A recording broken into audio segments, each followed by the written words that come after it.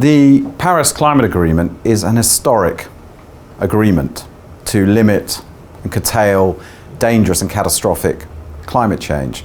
Let's put it this way, if the previous attempt to do this 6 years ago in Copenhagen could be described as climate's Dunkirk, whereas the Paris Agreement is climate's D-Day.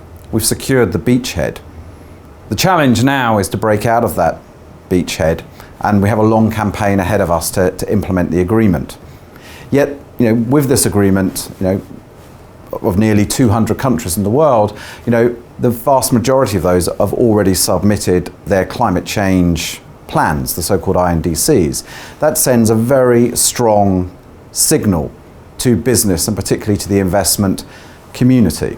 If we take the fossil fuel sector, for example, that would result in a reduction in demand for their product, for oil, gas and coal, of some 20 to 30% over the next 20 years.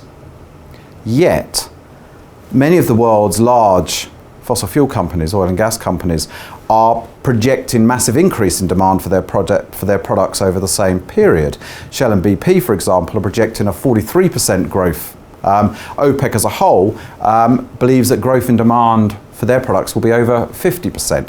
How do we square this disconnect?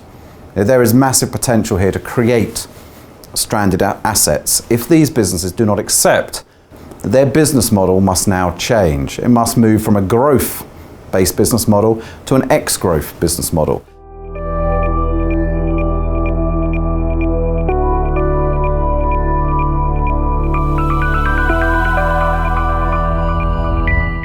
I think the question is it all about the Paris Climate Agreement, or is it also about market forces? The answer to that is a bit of both. I think it would be a mistake to believe it is just about policy and regulation. The fossil fuel industry faces a perfect storm of factors. Rapid advances in technology, the rapidly falling costs of clean energy alternatives, massive strides in energy efficiency, and of course the slowdown of our economies, on top of the very clear and robust political signal we receive from Paris.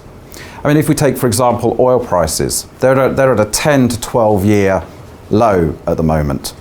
It really brings into stark relief the risks of demand destruction and the creation of stranded assets. High carbon infrastructure we simply will not need in a low carbon transition.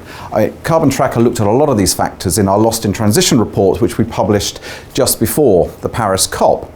And in that report, we identified some 2.2 trillion of planned expenditure that did not make financial sense. If that goes ahead, that could destroy significant amounts of value within those companies, something shareholders and investors should be concerned about. There have been reports in a similar vein from both Citigroup and Goldman Sachs.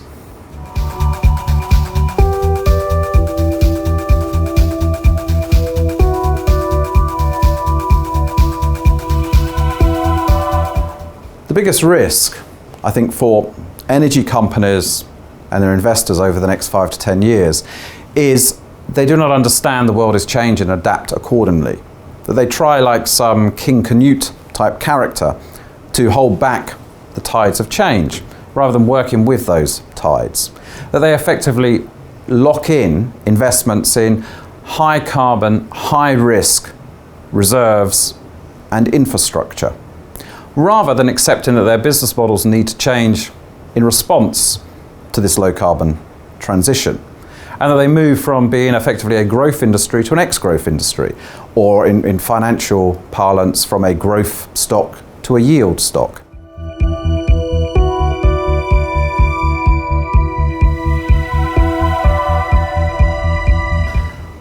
The role for governments is now to implement the Paris Agreement and the ambition set out in there, to send the right signal to financial markets. As investors in the financial markets see governments putting in place the right policy and regulatory frameworks to take us to a low carbon transition, to keep us within 2 degrees, they will increasingly scrutinise the business models of businesses to see the extent to which those business models are compatible with the 2 degrees transition. And they will price in the risk for those that are not, increasing the cost of capital to those companies that are not part of the transition.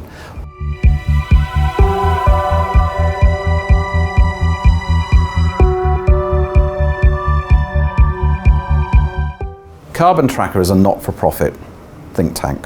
We deploy investment-grade financial analysis and regulatory analysis to translate climate risk in the capital and financial markets into financial risk, so that the financial markets can fully understand and price in the risk associated with climate change and the low carbon transition, particularly for the energy companies and fossil fuel sector.